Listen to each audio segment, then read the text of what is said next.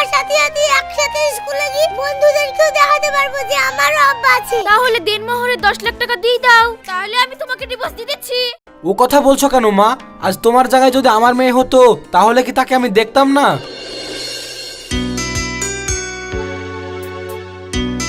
এই লাও তাড়াতাড়ি এই কাগজে সই করে দাও। কিন্তু এটা কিসের কাগজ? চোখ থাকলে খুলে দেখি লাও কিসের কাগজ। সাহেব, এটা তো ডিভোর্স পেপার। তুমি কি সত্যি আমাকে ডিভোর্স দিতে চাও? হ্যাঁ, এছাড়া আমার কোনো উপায় নাই। আমি তোমার মতো গে ভূতের সাথে সংসার করতে পারবো না। এত বলে যখন তোমাকে আমি আমার মনের মতন করতে পারলাম না, তুমি এক্ষুনি এই পেপারে সই করে দিয়ে আমার চোখের সামনে থেকে চলে যাও। আর কোনোদিন আমি তোমার মুখ দেখতে চাইনি।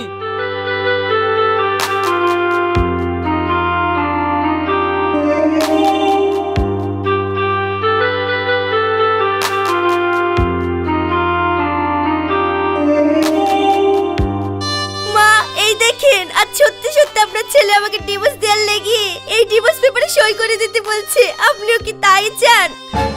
তোকে আবার আলাদা করে বলতে হবে নাকি আমি কি চাই? তাড়াতাড়ি এই কাগজে সই করে আমার বাড়ি থেকে বেরা। আমি আমার ছেলের আবার বিয়ে দিব। মা, আপনিও সেই একই কথা বলছেন। তো কি বলবে? তোর পেটে একটু বিদ্যা আছে বলে মানুষকে মানুষ মনে করবি নি। তুই নিজের মতো চলবি, তাহলে তোর বাপের বাড়ি যা, তুই নিজের মতো চল গা। এই বাড়িতে তোর ডাইল গলবে না। সহ্য হয়ে সই কর, সই করে বেরা, এক্ষুনি বাড়ি থাকি।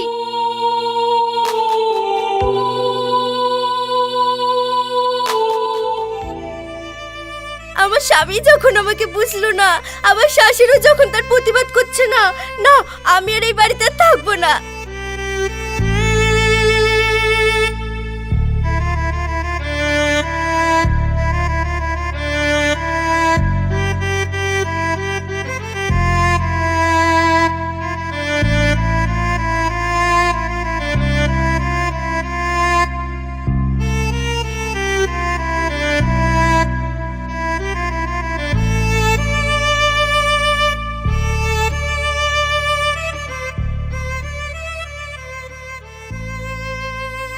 আরে মেঘনা, আই বস ভাই গো। ভাই, ও আর কোনোদিন আসবে না। ও আমাকে ডিভোর্স দিয়ে দিয়েছে ভাই। শোন মেঘনা, তুই মন খারাপ করিসনি। সুরজ তোকে ডিভোর্স দিয়ে দিয়েছে তো কি হয়েছে? তোর ভাই কি তোকে পর করে দিয়েছে নাকি? হ্যাঁ গো, তুমি আর কি বলছো? আমাদেরই ঠিকঠাক সংসার চলে না, তারপরে যদি সংসারে একটা লোক বাড়ে তাহলে তো আমরা নিজেরাই খেতে পাবো না। ও যদি এই বাড়িতে থাকে আমি কিন্তু ছেলে পেলে বাপের বাড়ি চলে যাবো। এই দেখো বলে দিনু।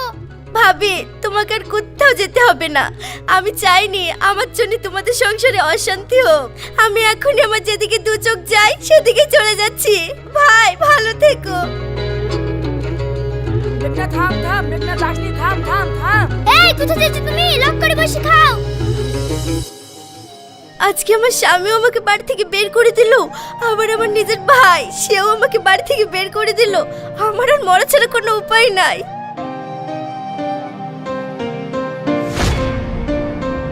কি রে মেঘনা, এভাবে রাস্তার মাঝখান থেকে হাঁটছিস কেন? আর তোকে দেখেও বা এরকম লাগছে কেন? বর্ষা,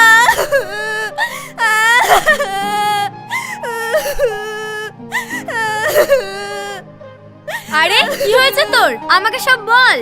বর্ষা, তোকে আর কি বলবো? আসলে আমি একটু সাদাসিধে বলি আমার স্বামী আমাকে ডিভোর্স দেওয়ার থেকে তাড়িয়ে দিয়েছে। আবার আমার ভাইরা তাদের সংসারের বুঝে মনে করে আমাকে বাড়ি থেকে বের করে দিয়েছে।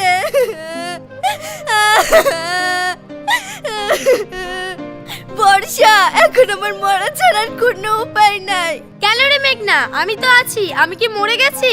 যখন তোর কোথাও যাওয়ার উপায় নেই, তুই আমার সাথে আমার বাড়ি চল। আজ থেকে তুই আমাদের বাড়িতেই থাকবি। কিন্তু কোনো কিন্তু না, তুই আমাদের বাড়িতেই থাকবি। এখান থেকে পড়াশোনা করে তুই নিজেকে প্রতিষ্ঠিত কর, আর সাহেবকেও দেখিয়ে দে যে তুই কারোর থেকে কোনো অংশে কমা না। চল আমার সাথে।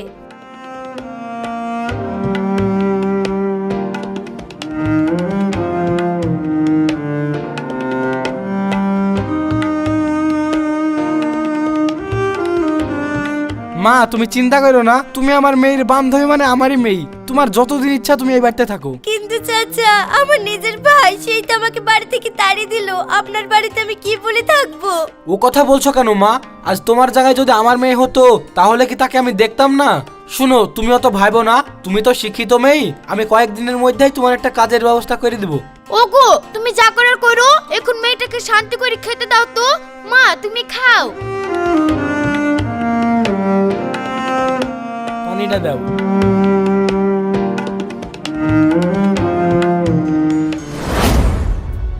জান, তোমার প্ল্যান মোতাবেক আমি আমার বউকে ডিভোর্স দিয়ে দিয়েছি, আর সেও ডিভোর্স পেপারে সই করে দিয়েছে। আমার আর তোমাকে বিয়ে করতে কোনো অসুবিধা থাকলো না। তাই তুমি সত্যি বলছো? হ্যাঁ শোনা, একদম সত্যি। ঠিক আছে, তাহলে আজকে আমার বাড়িতে বলে বিয়ের ডেটটা ফাইনাল করে ফেলছি।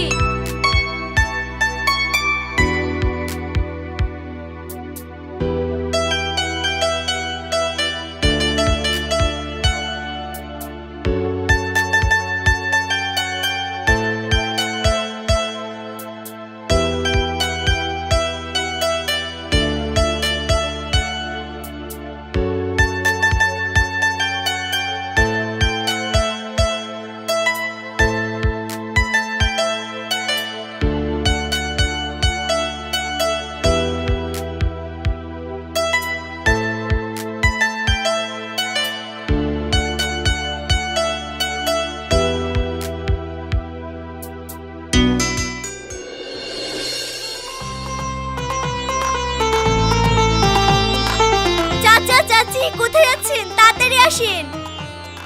কি হয়েছে মেঘনা? চাচা, আজ আমি চাকরির প্রথম মাইনে পেয়েছি, তাই আপনাদের জন্য মিষ্টি নিয়ে আসলাম। তাই? দাও দাও দাও, মিষ্টি দাও, মিষ্টি দাও।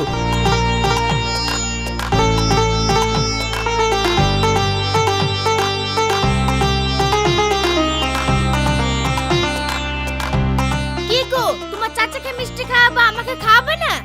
কেন খাওয়াবো না চাচি, আসেন।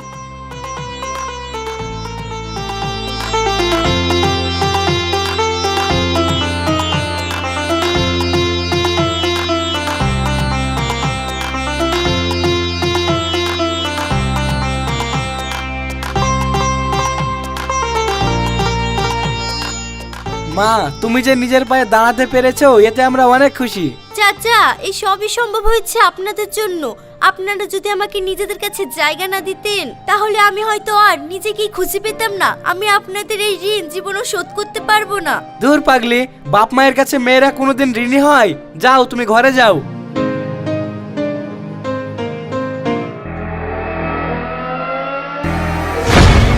মা, আব্বা, তাড়াতাড়ি আসো। মা, মেঘনা, মা আসো। এই মেঘনা, মেঘনা, তালিয়া। মা, মেঘনা, মেঘনা ওঠ। মেঘনা, কি রে, কোথায় বল? হাসপাতালে নিয়ে চলো, হাসপাতালে নিয়ে চলো।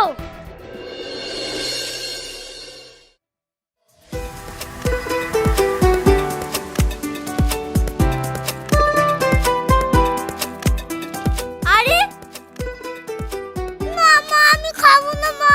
রওশন, এরকম করলে হয়? এইভাবে প্রতিদিন তুমি যদি খাবো না বলো, তাহলে তুমি বড় হবে কি করে? না মা, আমি তোমার হাতে খাবো না, আমি দাদির হাতে খাবো।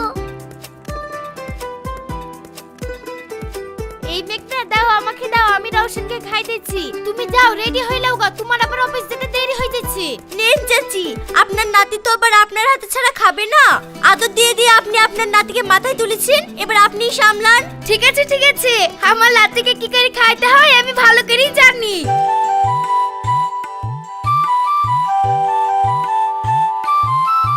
আসো মধু।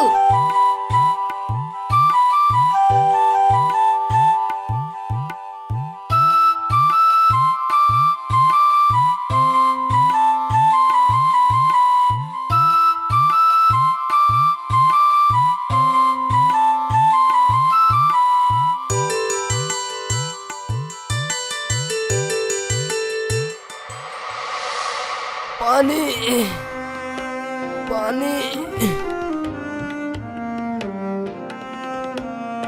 আচ্ছা পেশেন্ট, তো কি করবা? পানি, পানি খাবো। নাও।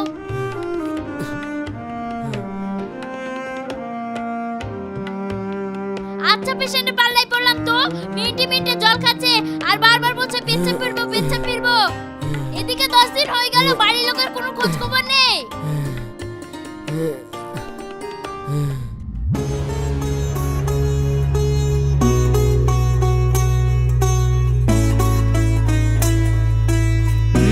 ভয়ের কোনো কারণ নেই, ছেলে ঠান্ডা লেগেছে।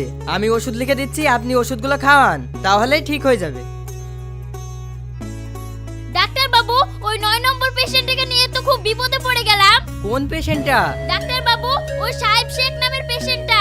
কেন, ওর বাড়িতে খবর দেওয়া হয়নি? হ্যাঁ ডাক্তার বাবু, খবর দেওয়া হয়েছিল, কিন্তু ওদের বাড়িতে কেউ নেই। তাহলে এখন আমরা কি করব? কি আর করবে, ওর বাড়ি থেকে কেউ যদি না আসে তাহলে ওনাকে সরকারি হসপিটালে পাঠানোর ব্যবস্থা করতে হবে। ঠিক আছে, তুমি যাও। পেশেন্টের নাম কি বললো? সাহেব শেখ, একবার দেখি তো।